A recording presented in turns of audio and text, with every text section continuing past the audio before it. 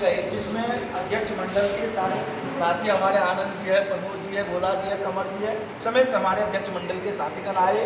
विभिन्न जिला के भी हमारे अध्यक्ष मंडल एवं जिला संयोजक मंच के आए हैं। और जो आज हमारी बैठक थी वो अहम थी, क्योंकि बिहार सरकार ने और शिक्षा विभाग ने पुनः नियोजित शिक्षकों के आंख में धूल झोंकने के लिए सक्षमता परीक्षा द्वितीय लाया है। और यह तब लाया है जब उच्च न्यायालय पटना का फैसला शिक्षकों के लिए सक्षमता परीक्षा की अनिवार्यता को खत्म कर दी गई, यानी शिक्षक को परीक्षा देने की आवश्यकता नहीं है और सरकार हमको परीक्षा के नाम पर सेवा से नहीं हटा सकती है अगर हम परीक्षा नहीं देते हैं। और वह जो न्यायालय का आदेश आया 90 दिन समाप्त नहीं हुई है, साथ ही उस आदेश में जो निर्गत की गई न्यायाधीश उसके आलोक में सरकार ने कोई निर्देश भी जारी नहीं किया है। और सबसे अहम बात है कि यह चुनाव का समय है, आचार संहिता है, शिक्षक मतदान कर्मी के रूप में है, ट्रेनिंग में है, विभिन्न कार्य में लगे हुए हैं।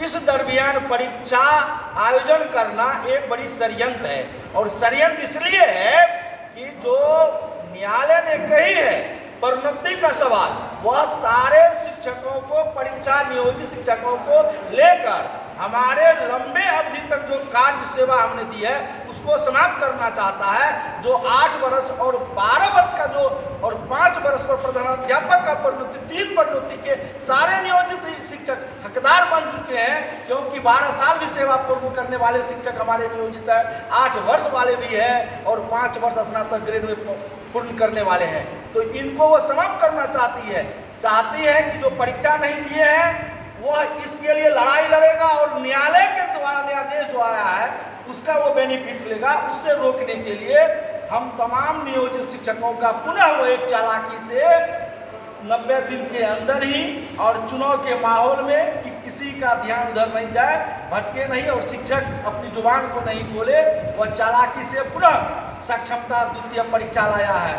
हम स्पष्ट तौर पर बिहार शिक्षक एकता मंच ने जो निर्णय लिया है वो स्पष्ट तौर पर कि शिक्षक आज भी द्वितीय सक्षमता परीक्षा नहीं देंगे। जिन्होंने सक्षमता परीक्षा पूर्व नहीं दिए थे, परीक्षा में सम्मिलित नहीं हुए थे। साथ ही यह भी स्पष्ट करती है बिहार शिक्षक एकता मंच कि जो हमारे नियोजित शिक्षक है उनकी सुरक्षा के लिए, उनके राज्यकर्मी के लिए और उनके तमाम सुविधाओं के लिए हम उनके साथ चट्टान की तरह खड़े रहेंगे और वह दिला के ही दम लेंगे।